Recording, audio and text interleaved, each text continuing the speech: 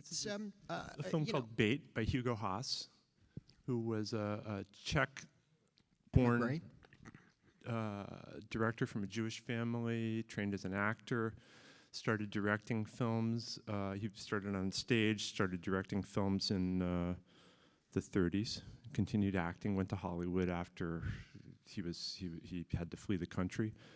His brother died in Auschwitz. He was a composer.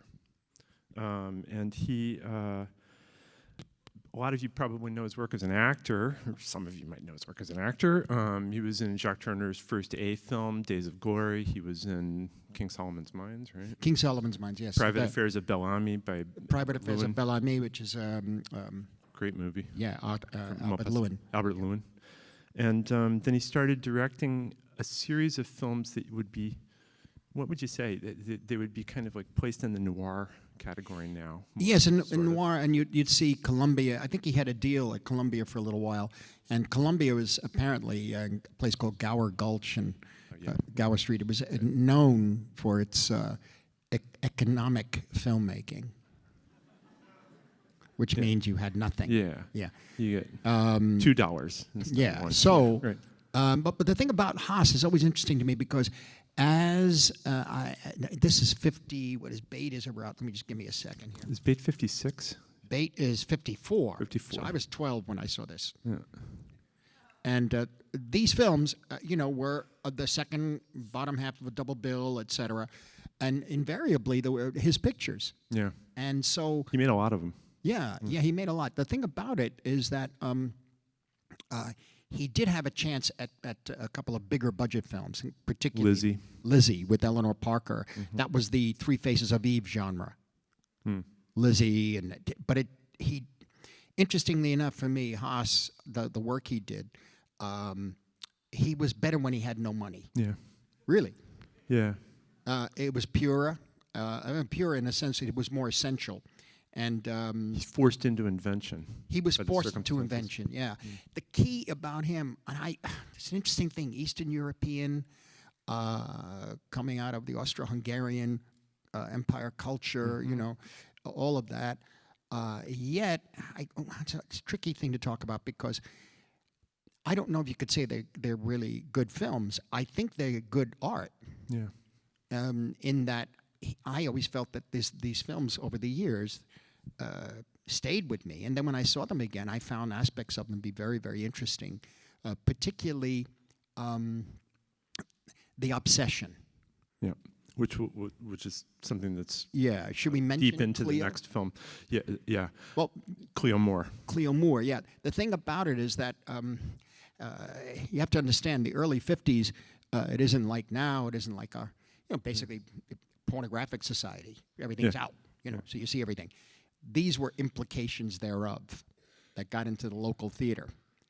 And to a certain extent, like the lurid, there was a beginning of the paperbacks.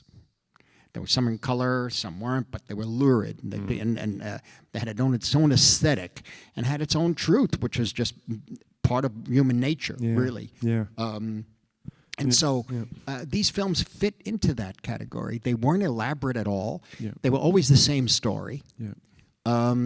And the same story involved this actress, Cleo Moore, who was a blonde, with a quote, blonde bombshell, unquote, from the early 50s. There was a series of these actresses who were in line with, they were less well-known or B-list or whatever B films of Monroe, okay? Mamie Van Doren. Mamie Van Doren, Joy Lansing, who we got a few here. Diana Dors from England. Oh, that was something. Barbara Nichols, who was a damn good actor. Yeah. Jane Mansfield, of course. And Cleo was one of them, actually, in a way. And so he made a number of films before he started making films with Cleo. But when he made the 5 films with Cleo Moore. Strange Fascination is the first. Strange Fascination is the first one. And it's almost like a pulp sex book in a way. And what this is that somehow these stories with Haas, the stories of the older man, heavy, you'll see in the clip, falling. It's like the Blue Angel, basically. And each film Yes. was pretty much the same. That's the template, the Blue Angel. Yeah. Each one was, it was the woman, he falls for the woman, it's set up against him.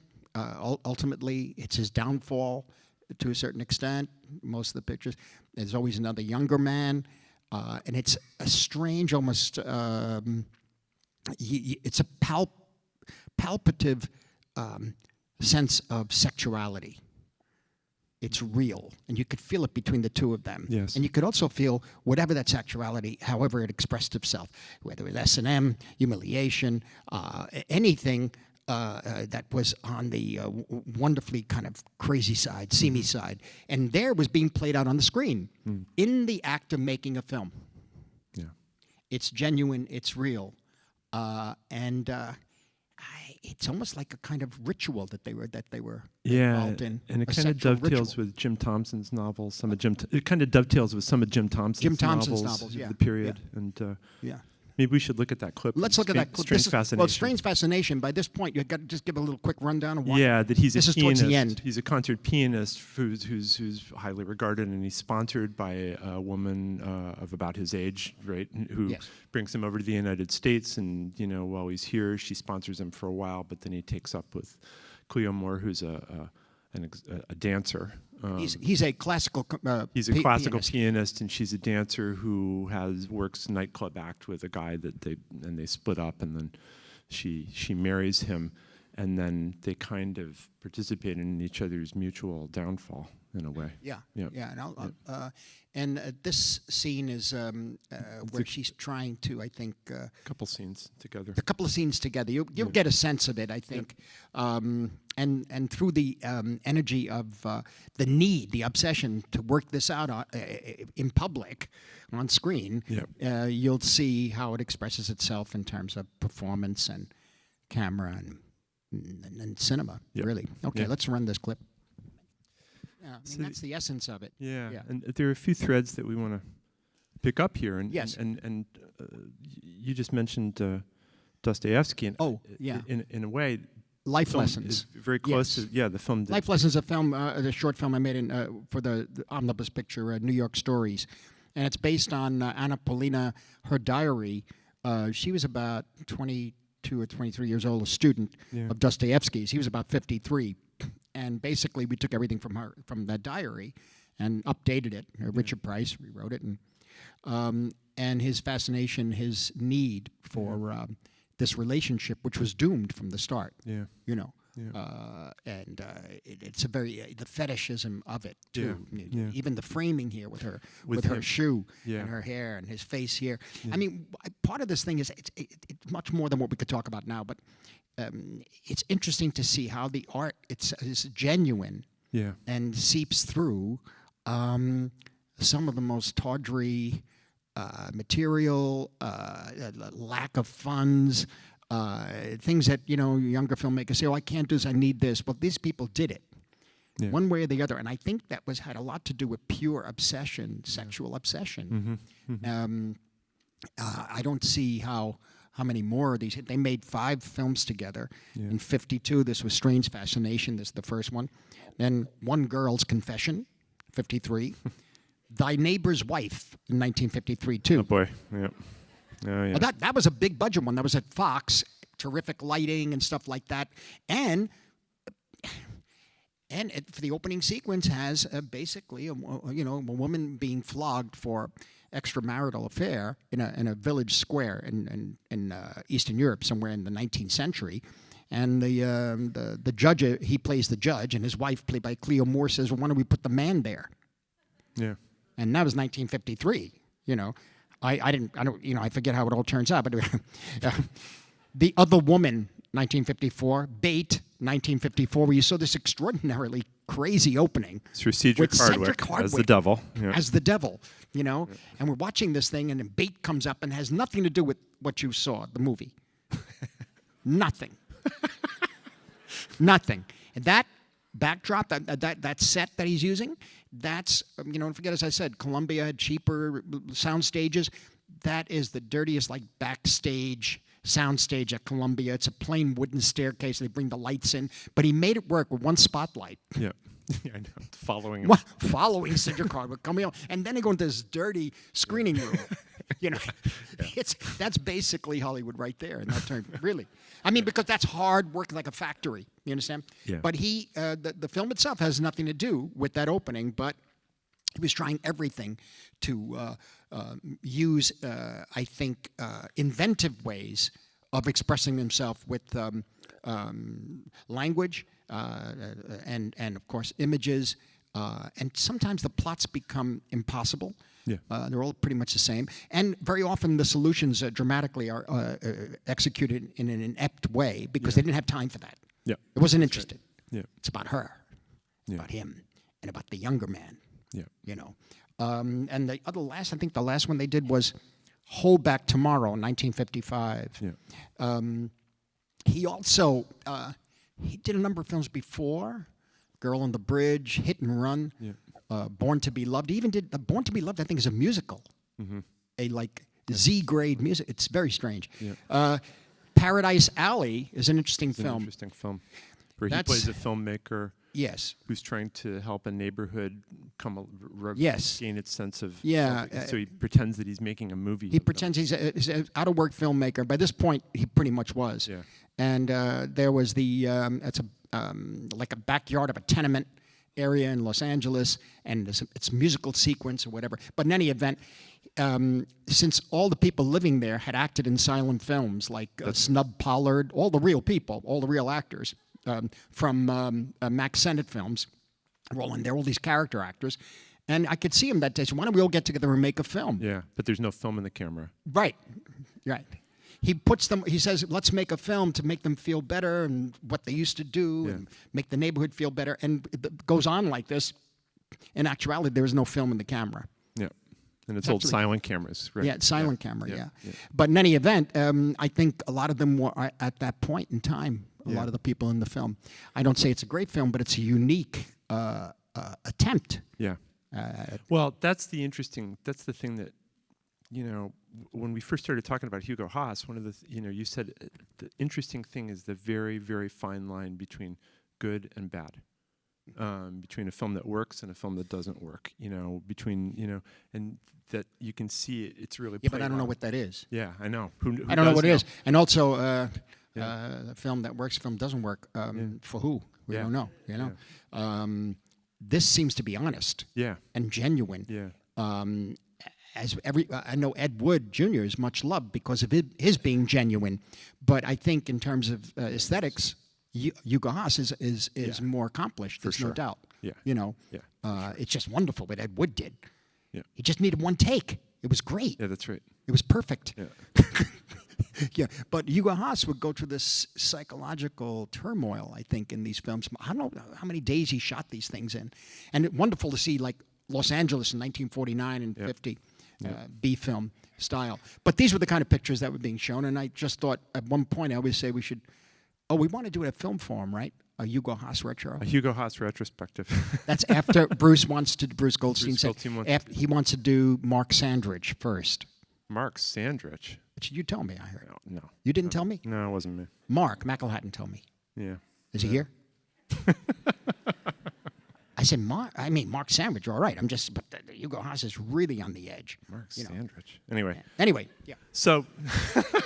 Well, no, I mean, it's an interesting topic because it is the director just throwing absolutely everything that he can in order to tell the story. Yeah, using everything in his heart's really in it. I think he died in 1968. Yeah, he did. Cleo Moore's interesting. She grew up in Louisiana and was married to Huey Long's son. That's right. For 6 weeks. Huey Long's son, for those of you who don't know who he is, just check out the film All the King's Men, or better, maybe in some cases, it's two versions. One had won the Academy Award with Roderick Crawford, 1949, and Steve Zalian did one. Yeah. And with Gandolfini and Sean Penn. Yeah. And the book is Robert Penn Warren. So it's about the danger of power. Yeah. About a demagogue taking over America. Yeah. just. And interesting, it's kind of almost forgotten. In any event, it always those films were shown in theaters all the time. All the King's Men, the original version, 49 version, it was repeated, and to the point as young people, we said, "Oh, of course, that's like science fiction. That can never happen." You know, because, don't forget, it's post World War II. We're talking not 20 years; I'm talking 4 years. So it's fascism, very, very important, and totalitarianism and authoritarianism, very, very important in terms of the psyche of the country at the time and teaching the younger people.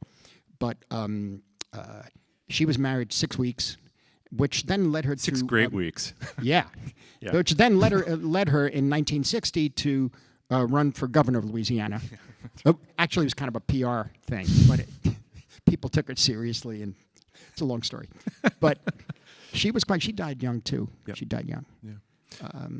Yeah. So should we? Do you want to go to the next? Please, yeah. And as I say, it's interesting stuff, and certainly some of these things are acquired tastes, I think, you know. Well, it's not even about taste. It's about just examining what it is to make a movie. Yeah. You know. Yeah. I mean, really, what does it take to make a movie? And you know, when you have very little, you use what you have. And when you have very little, you use it. But what it really takes is the desire and the compulsion and really, in this case, the obsession. Yeah. Of your personal life. Yeah. What have we got? Hereditary. Who? Hereditary. Yeah. Okay. Let's go to the clip from Hereditary. No.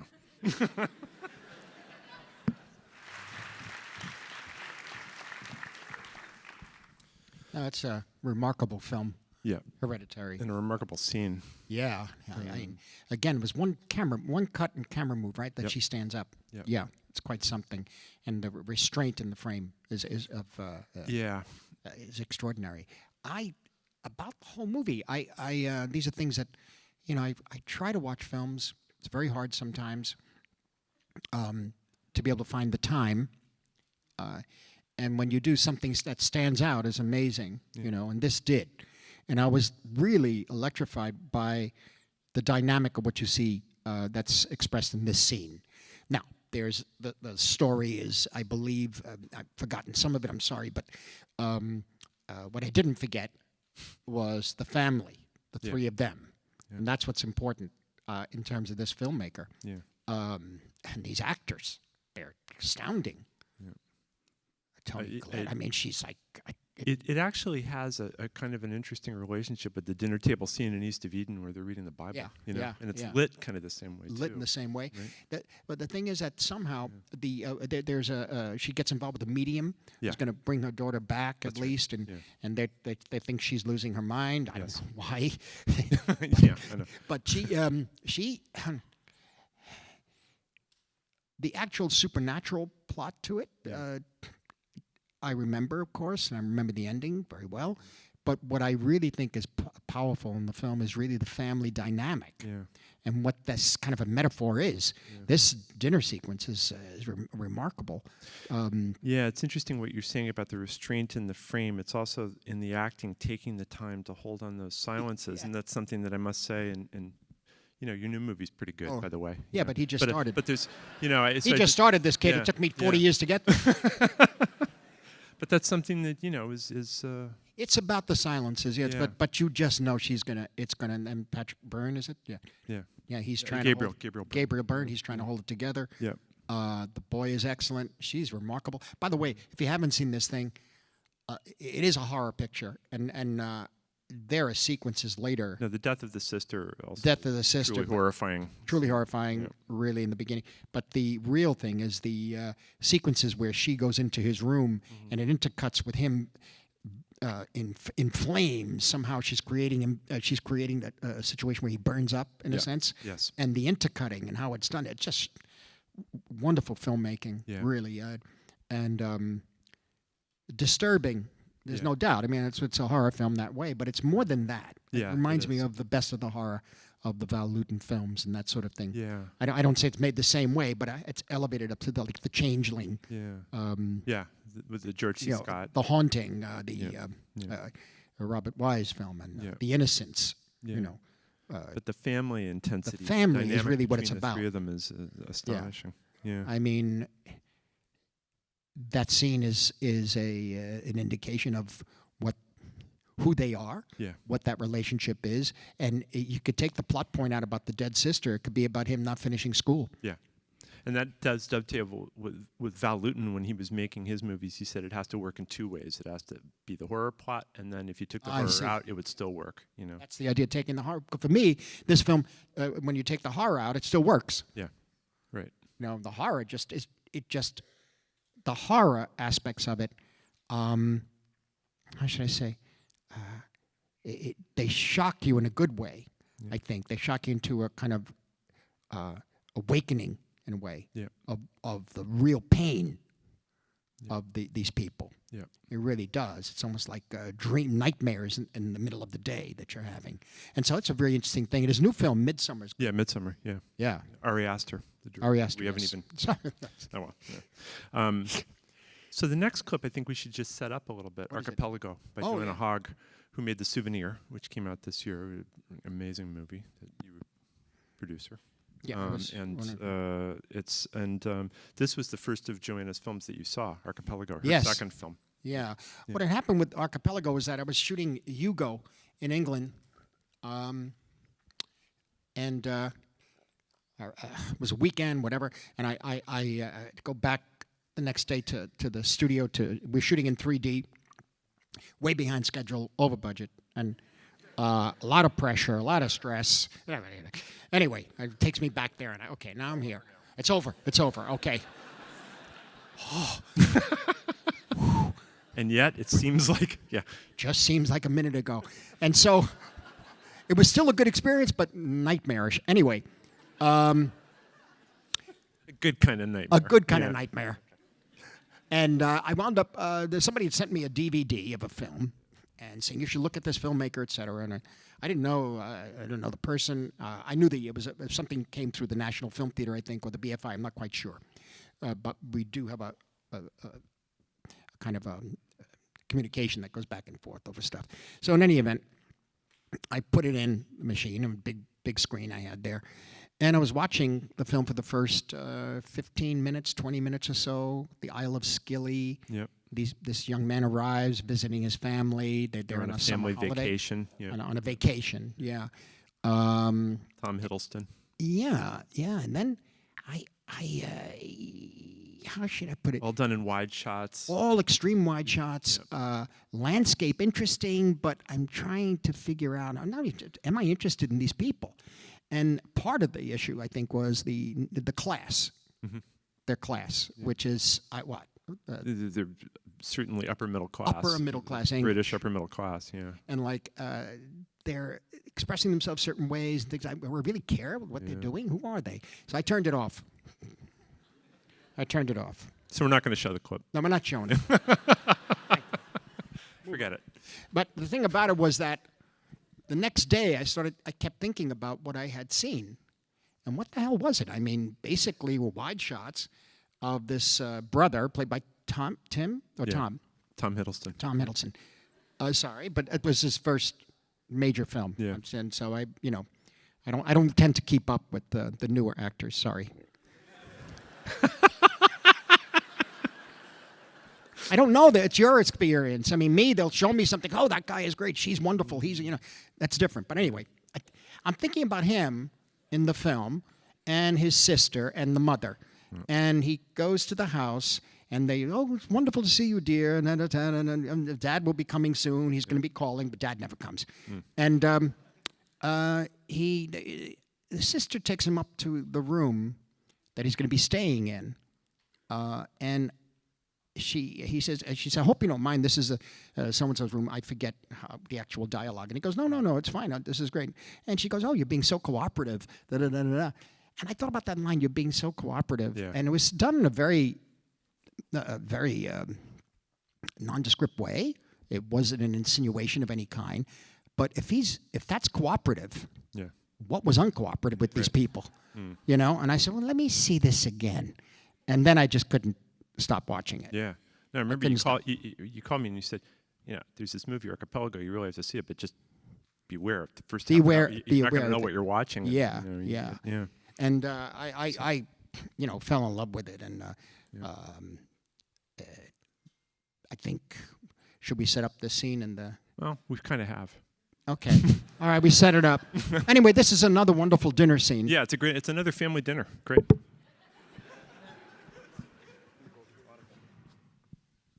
Yeah. Oh. Yeah. I think, it's real. It strikes me that, one of the cliches that turns up in discussions and, cultural stuff is sort of like, why should we care about these characters? Because of, they're so comfortable and well off. It's the kind of reaction that you can imagine, right? And the thing is that it's like, with Joanna's films, the answer is, well, she cares about them. She knows them. She knows what their life is, and that's the way that everybody expresses themselves. Yeah. The silences. Yes. Yeah, and you have to be open to reading it. Yeah. Because you're from another culture. Yeah. But there was something that I heard in that line about you being so cooperative that is really the linchpin for me of the whole movie that made me think about it and go back and watch. Yeah. And just get involved in this extraordinary turmoil, emotional turmoil. The mother keeps calling the father, but he isn't going to show up. The other gentleman at the table, Christopher, is a painter. A painter, and he's giving painting lessons to the mother. Playing himself. Playing himself, yes. The maid, or the cook, actually, is wonderful. And the whole thing with Tom Hiddleston, he has an affair with her, I believe. Yeah. And she's the real cook. Yeah. Yeah. Not an actor. So, but the others are actors. It's a very interesting piece. And I again, like, who cares about these people? They're well off. Well, maybe there's still something that's human that we can identify, or not identify, but we care about, and get over our own intolerance. Yeah. In any event, I was taken by the picture, so moved by it. And I'm glad you kept in the one shot of the landscape, because in the daytime, the landscape scenes are quite something. And it's kind of a craggy island. Craggy, and you could feel that salt water on your face. And you just imagine I have asthma, I'll die immediately if I ever go there, And I forget it. And it's just they're blustery, as they say. You could just sense the moors, so to speak. Not there, but yeah.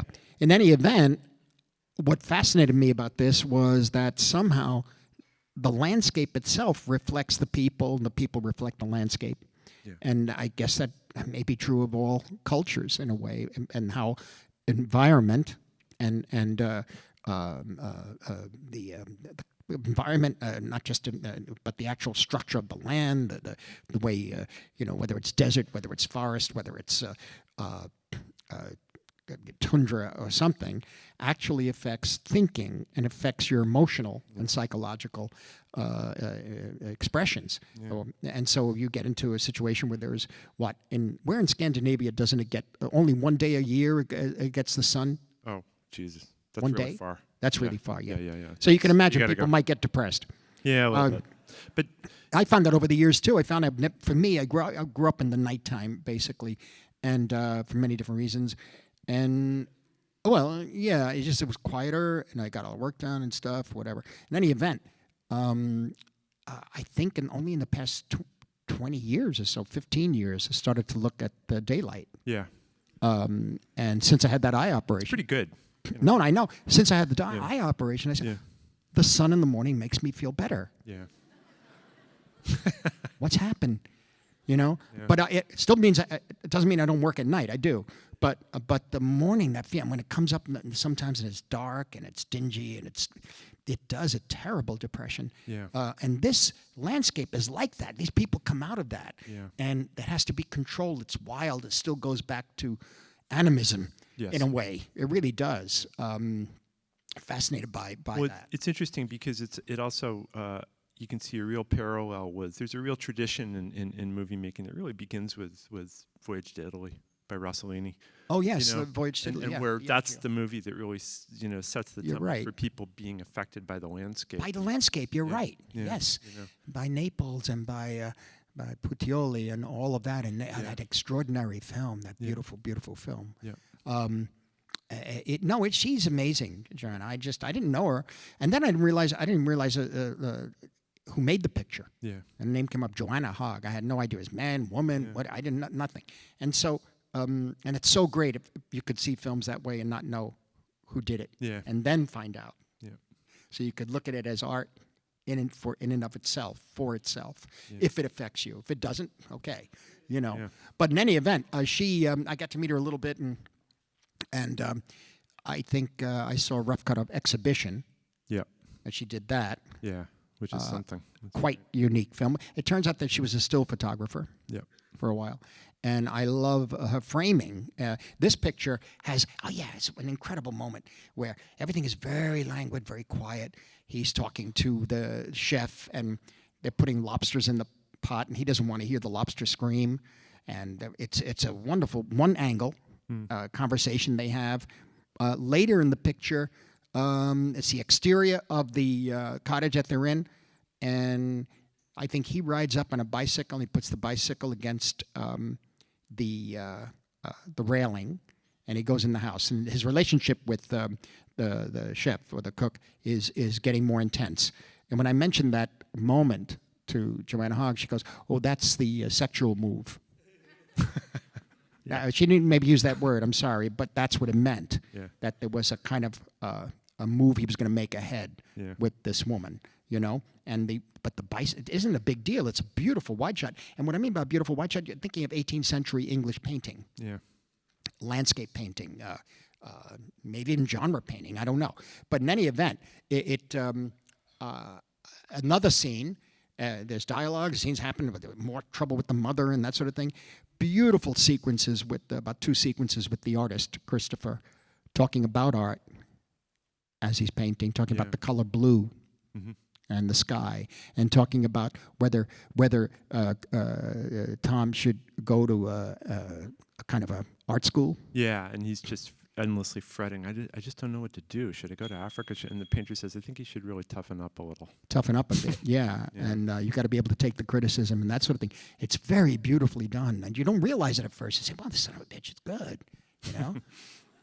and the thing that really did it, it just cuts, and you're in a forest, and you hear this sound, and the beaters are coming through.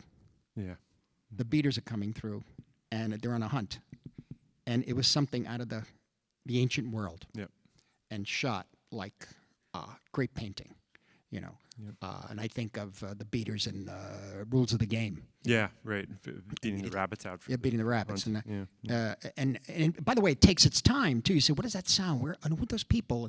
And I guess in a certain society, and maybe that world, they know immediately. But I was mystified by it in that way. And then I realized how much that affects. And then we checked in over the years, and she asked that I come on board on The Souvenir. Yep. And also Souvenir Part 2, which is finished shooting right now. Yeah, it's great. We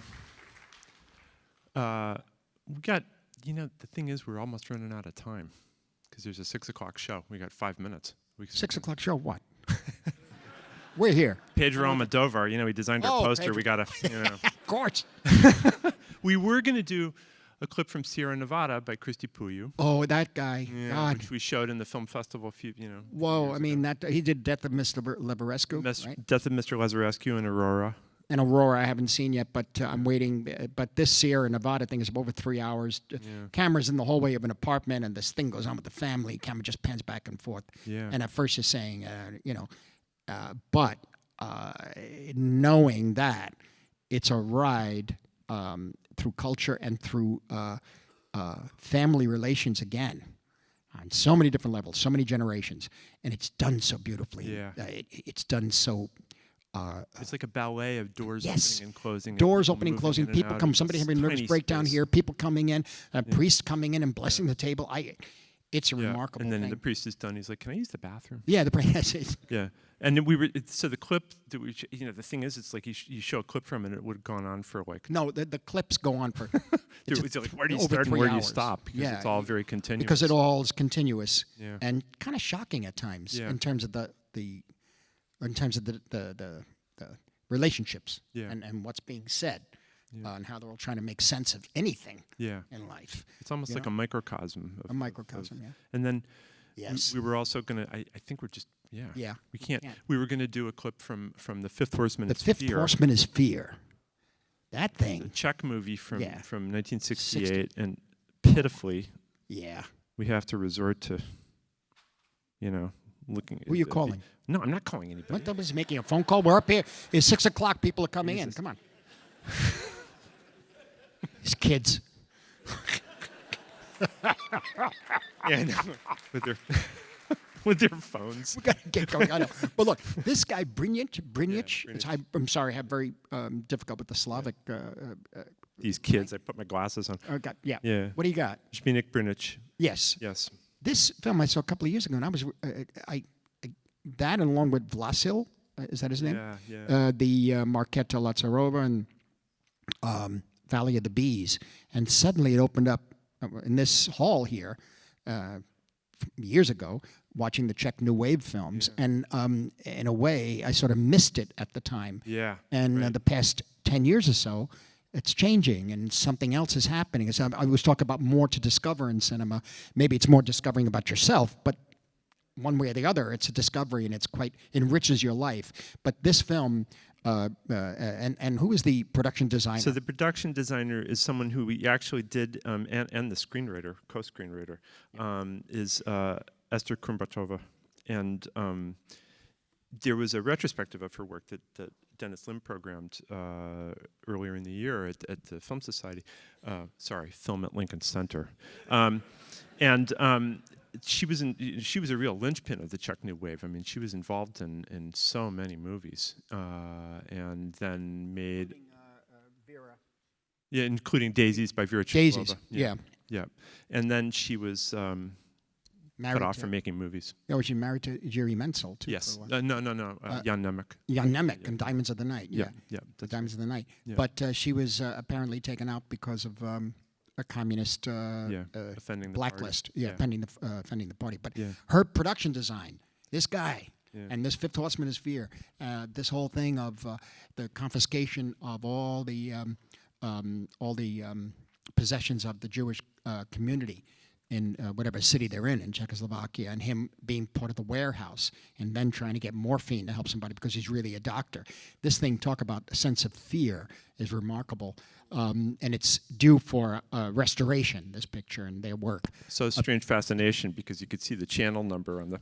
Oh, really? Yeah, that's true. Sorry. Yeah, but that's Sorry the about best that. element there is. But so look, I mean, this is it for you. This is the last festival. Yeah. Okay. But I'm gonna. I wanted you to say that. How many years? 7 running 7? the festival, and then 7 years. And I